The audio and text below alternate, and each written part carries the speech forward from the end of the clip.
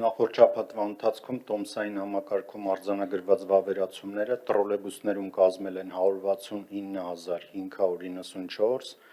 մետրոպոլիտենում 540,343,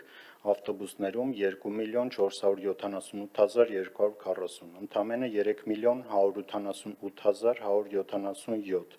նվազում ունենք 3,8%-ի չափով կամ 120,880-ով,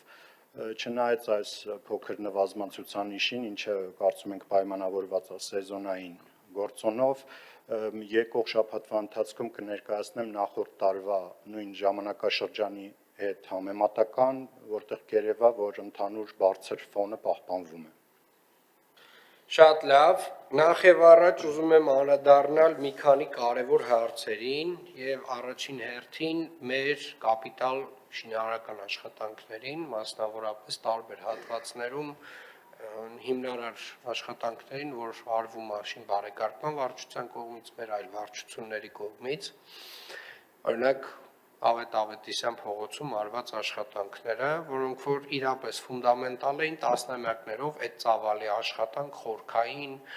տակի բոլոր ենթակառուցվածքների փոփոխությունով տեղի չէր ունեցել։ Բայց այնուամենայնիվ այդ ծավալի աշխատանքից հետո մենք այնուամենայնիվ արձանագրում ենք, որ ասֆալտի հարթությունը, ասֆալտի որակը, տեղ-տեղ այն հատվածներում, որտեղ որ կա դիտահորեր, այդտեղ ունենք խնդիրներ։ Ես գիտեմ, պարոն Թևոսյան, որ դուք աշխատանքը դեռևս չեք ընդունել, բայց սա շատ կարևոր խոսակցություն է եւ շատ կարևոր արձանագրում է։ Երբ որ մեր կապալառուները այդ աշխատանքը անում են, իրանք պետք է հասկանան, որ այդ ծավալի աշխատանքից հետո ասֆալտապատումը պետք է լինի իդեալական։ Այսինքն, այստեղ այնց պարտադիր չի, էլի մենք մի քանի անգամ ասենք ժողովուրդ ջան, ինչ որ բան շտկեք, որովհետև ի սկզբանե մեր պահանջը այդ ծավալի աշխատանք անելուց այնա որ վերջում այն վերջին կետերը որ պետքա դրվեն, դա իդեալական հարթության եւ որակի ասֆալտն է։ Եվ սրանից հետո պարբերաբար երևի մենք չենք ընդունել դեռևս շտկումների ժամանակ ունեն, բայց այնուամենայնիվ ի սկզբանե այս հատվածը բոլորին պետքա գրագետ կոմունիկացնենք։ Նույնը վերաբերվում է մեր բոլոր մնացած աշխատանքներին։ Տեսեք, Կիևյան կամուրջում ահռելի ծավալի գործ է արվում, ոնց որ թե լավ էլ մասնագետներ կան հենց կամուրջի մասով, հանկարծ եթե ասֆալտի մասով վերջում հարց ունեցանք, էլի գումար չենք տալու։ Այսինքն սա շատ կարևոր վերջին, բայց ամենակարևոր դետալն է։ Այդ կարգի խորքային աշխատանքից հետո պետք է լինի իդեալական ասֆալտապատման աշխատանք։ Սա այդպես։ Երկրորդ հարցը, որ կուզենայի անդրադառնանք, դա մեր երթևեկության նոր կենտրոնի արված վերլուծություններն են, որոնք որ արդեն իսկ որոշակի մեծ տվյալներ են տալիս, եւ ես կարծում եմ այդ տվյալների հիման վրա մենք հնարավորություն կունենանք կառուցել մեր հետագա անելիքները եւ մեր հավաքագրած տվյալները մոտավորապես 75 միլիոն ուղևորություն է վերլուծվել 2025 թվականի հունվարից դեկտեմբեր ամիսներին եւ Երևանում այդ ժամանակ միջինացված արագությունը 25 կմ/ժ էր եւ ընդհանուր առմամբ այս միտումը դեպի ներքև է գնում, այսինքն ավտոմեքենաները, մարդատար ավտոմեքենաների մասին է խոսքը,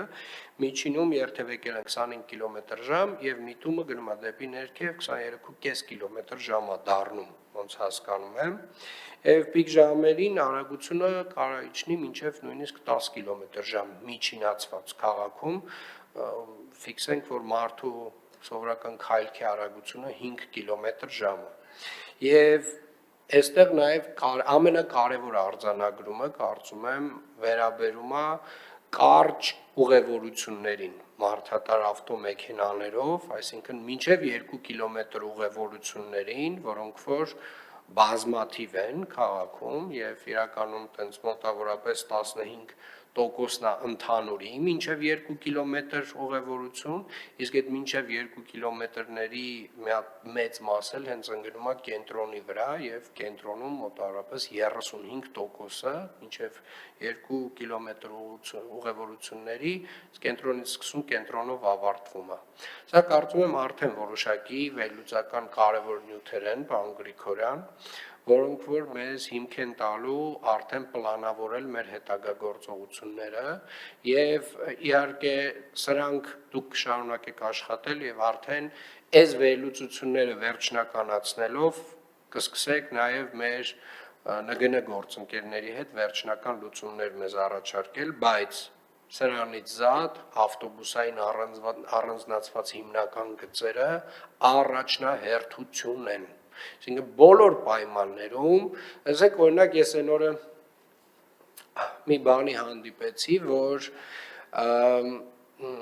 բողոքում են, մարդիկ բողոքում են բնականորեն, որ ավտոբուսային գիծը մի գիծ վերցնում է եւ հանրային տրանսպորտը, միայն հանրային տրանսպորտն է կարողանում ուղևորվել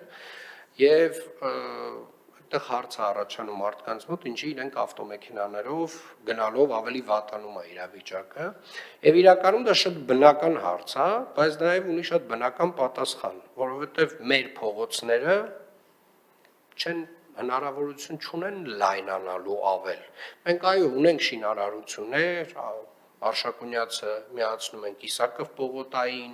ունենք խոշոր էլի նոր կամուրջների կառուցման ծրագրեր Հրազդանի կիրճի վրայով, բայց այնուամենայնիվ Երևան քաղաքի նամանավանդ փոքր կենտրոնի փողոցները ավել լայնանալու տեղ չունեն։ Եվ եթե մենք տարեց տարի, ամիս առ ամիս ավելի շատ մարդատար մեքենաներ ենք ունենում ուղևորահոսքի մեջ, միակ բանը, որ մենք կարող ենք անել, առաջին բանը, որ մենք պետք է անենք, դա հանրային տրանսպորտի համար բոլոր հնարավոր տեղերում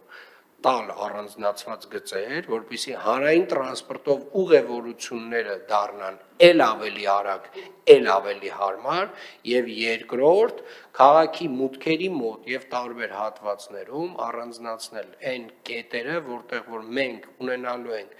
մեծ ավտոկայանատեղիներ, որտեղ որ մարդիկ թողելու են իրենց անձնական ավտոմեքենան եւ շարունակեն տեղաշարժվել հանրային տրանսպորտով, որովհետեւ ուղղակի այլ լուծումներ Երևան քաղաքում եւ մնացած այլ քաղաքներում էլ այնց հորինված չեն, այսինքն եթե ավտոմեքենաների քանակը ավելանում է մարդատար, դրա միակ լուծումը այն է, որ հանրային տրանսպորտը պետք է ավելի լավ աշխատի, իսկ ավտոմեքենաները ավելի քիչ պետք է մտնեն այն հատվածներ, որտեղ որ գերծանրաբեռնված է։ Այդ ծանրաբեռնվածությունը պետք է կենտրոնանա հիմնականում հանրային տրանսպորտի մեջ։ Եվ սա է այն ճանապարհը, որով որ միակ ճանապարհը, որով որ մենք կարող ենք առաջ շարժվել։ Պարոն Գրիգորյան, ենթադրում եմ արդեն պարոն Այվազյանի հետ դուք մոտակա աշխատում ենք այդ ուղղությամբ, պարոն քաղաքապետ, մոտակա օրերին կներկայացնենք ձեզ ավտոբուսի առանձնացված մի գիծ էլ, նաև եթե հասցնենք կարողանանք գծանշում անել օգոստոս ամսին գոնե մի գիծ էլ ավելացնենք այս տարի։ Մի գիծ ասվածը, պարոն Գրիգորյան, ես կխնդրեմ այստեղ բերեք նաև մանրամասնորեն Սահակաշարով կամ մի հատ վերլուծությամբ, արդեն իսկ վերլուծությամբ։